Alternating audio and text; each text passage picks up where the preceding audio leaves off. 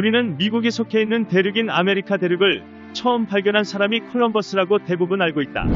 재미있는 사실은 신대륙을 처음 발견하고 그곳에 도착한 사람이 콜럼버스가 아니라는 것이다. 콜럼버스가 신대륙을 발견하기 전 바이킹은 배를 타고 지금의 캐나다에 도착을 했었다는 기록은 매우 유명하다. 혹시 아메리카 대륙의 이름이 어떻게 지어졌는지에 대해 생각해 본 적이 있는가?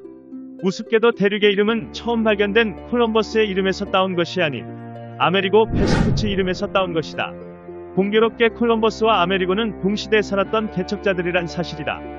콜럼버스가 발견한 신대륙에 왜 그의 이름이 아닌 다른 사람의 이름을 붙였던 것일까? 콜럼버스는 자신이 도착한 신대륙을 인도나 중국일 것이라 믿었다. 그 생각은 그가 죽는 순간까지도 변함이 없었고 평생 신대륙을 찾았다는 것은 생각하지 못했다. 하지만 아메리고는 대륙을 몇 번 탐험한 끝에 그곳이 콜럼버스가 주장한 인도나 중국이 아니라는 것을 알았고 1503년 신세계라는 책을 발행하기에 이른다. 단순하게 놓고 보면 콜럼버스가 조금 한심해 보이는 빈수레 같은 사람처럼 보일지 모르지만 사실 그의 행적을 살펴보면 무섭고 잔인한 사람이었다. 1492년 8월에 출항한 콜럼버스의 배는 같은 해 10월이 되어서야 카리브해에 있는 섬을 찾았다. 아시아로 향하는 새로운 항로를 찾았고 드디어 아시아를 정복했다고 생각했을 것이다. 또한 자신을 후원해준 스페인 이사벨 여왕에게 값싼 원주민 노예와 금은 보화를 가져다 줄 생각에 기뻤을 것이다.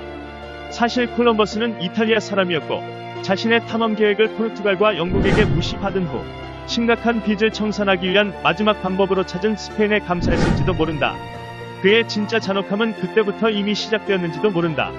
그곳에 사는 원주민을 보고 콜럼버스는 이렇게 부르기 시작했다. 인도라고 확신한 콜럼버스는 원주민을 인도인이라는 뜻을 가진 인디언으로 불렀으며 그곳에 사는 원주민 몇 명과 앵무새 그리고 얼마 되지도 않는 금을 가지고 스페인으로 귀환하기에 이른다. 스페인은 난리가 났다. 황당하기 그지없었고 무리한 요구를 한 콜럼버스를 받아준 이사벨 여왕은 그의 선물을 보고 굉장히 기뻐했다고 한다. 그리고 2차 항해를 위해 또다시 지원을 약속했고 아메리카 원주민들의 처절한 고난이 시작되기에 이른다. 약 1억 명의 원주민이 살았을 것으로 추정하고 있는데 페루 지역은 잉카 문명이 있었으며 멕시코는 아즈텍 문명과 중앙아메리카에는 마야 문명으로 고도의 국가들이 자리하고 있었을 것이다. 하지만 17척으로 나눠 탄 스페인의 군사들에 모두 무력화되고 만다.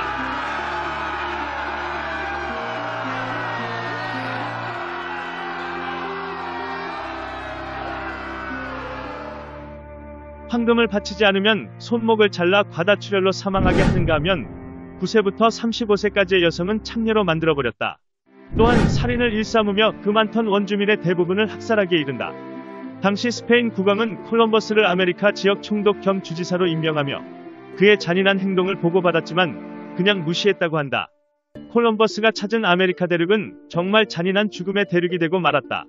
그렇게 한참이 흐른 뒤 콜럼버스는 죽고 대륙은 더 큰 전쟁들로 휩싸이며 역동적인 역사를 맞이하게 된다. 콜럼버스가 죽은 이유에 대해 많은 사람들은 매독으로 죽었다는 주장이 많다. 하지만 확실하게 밝혀진 것은 아니다.